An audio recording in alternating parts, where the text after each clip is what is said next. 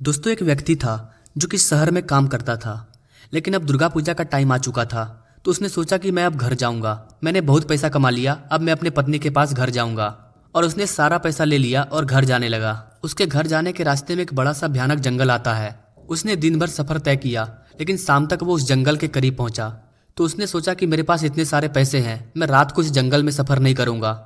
अगर किसी डाकू ने मेरा पैसा लूट लिया तो उसने डिसाइड किया कि आज रात वो यहीं पर रहेगा। उस जंगल के बाहर एक बड़ा सा बरगद का वृक्ष था। वो रात में उसी बरगद के वृक्ष पर चढ़कर सो गया। उस बरगद के वृक्ष से एक बेल का वृक्ष भी सटा हुआ था। रात को बहुत ज्यादा हवा चल रही थी, तो बेल का बहुत सारा पत्ता नीचे गिर गया। सुबह जब वो उठा तो देखा कि जमीन के नीचे पूरा बेल का पत्ता गिरा हुआ है। लेकिन जैसे ही वो नीचे उतरा, उसने देखा कि एक जगह बहुत सारा बेल का पत्ता जमा हो गया है। तो उसने सोचा कि यहाँ पर इतना ज्यादा बेल का पत्ता क्यों है। उसने उस बेल के पत्ते को हटाकर देखा। जैसे ही उसने बेल के पत्ते को हटाया, उसके नीचे एक शिवलिंग था। वो शिवलिंग देख करके हैरान हो गया।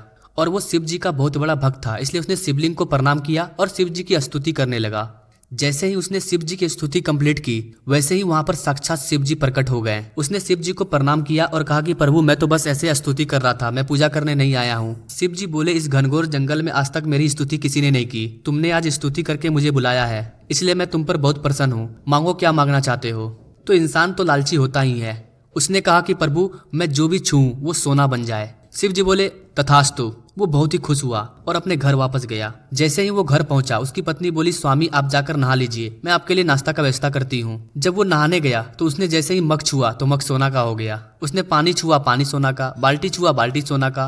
अब वो जो भी छू रहा था वो सोना का बन जा रहा था। वो परेशान हो गया। वो थक चुका था, उसे बहुत भूख लगी थी, इसलिए वो सबसे पहले अपने पत्नी के पास आया और खाना खाने के लिए मांगा। उसकी पत्नी ने उसे खाने के लिए दिया, लेकिन जैसे ही वो रोटी को उठाता, रोटी सोना बन गया। जो भी खाने का व्यंजन वो उठाता, वो सारा सोना का बन जाता। वो परेशान हो गया। उसकी पत्नी दूसरा रोटी देती, वो भी सोना का बन जाता, और बार बार उसकी पत्नी दूसरा रोटी दे रही थी। उसने अपनी पत्नी का हाथ पकड़ के बोला कि अब मत दो। जैसे ही उसने अपनी पत्नी का हाथ पकड़ा, उसकी पत्नी सोना की बन गई।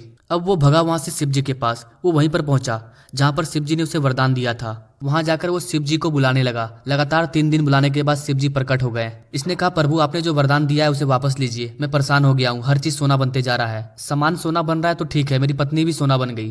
तो शिव जी ने बोला कि तुम्ही ने तो ऐसा कहा था कि जो मैं छूऊं वो सोना बन जाए। तो इसने कहा, प्रभु मुझसे बहुत बड़ी गलती हो गई, ये वरदान वापस ले लीजिए, कोई और वरदान दीजिए। शिव जी ने कहा, ठीक है, मांगो दूसरा वरदान, क्या मांगते हो। तो इसने कहा, प्रभु मैं अपने से नहीं मांगूंगा, आप ही कुछ दे दीजिए, मैं कुछ मांगूंगा तो फिर से कुछ उल्टा सीधा मांग लूंगा।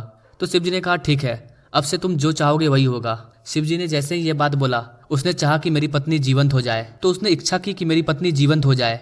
जैसे ही उसने ये इच्छा की, उसकी पत्नी जीवित हो गई। इस छोटी सी कहानी से हमें यही सीख मिलता है कि अगर लाइफ में हमें कुछ मांगने का मौका मिले तो हमें कुछ ऐसा नहीं मांगना चाहिए जिससे हमारा जीना हराम हो जाए। और सोना तो लोगों के असली सोना को चुरा लेता है। इसलिए लाइफ में आपको कुछ ऑफर मिले तो उसे लेने से पहले 100 बार सोचिएगा। ऐसा ना हो कि वो छोटा सा लालच आपके जीने का तरीका चेंज कर दे और आप परेशान हो जाएं। आई होप कि आपको ये छोटी सी स्टोरी पसंद आई होगी। मिलते हैं अगले इंस्पायरिंग स्टोरी में, तब तक के लिए जय हिंद।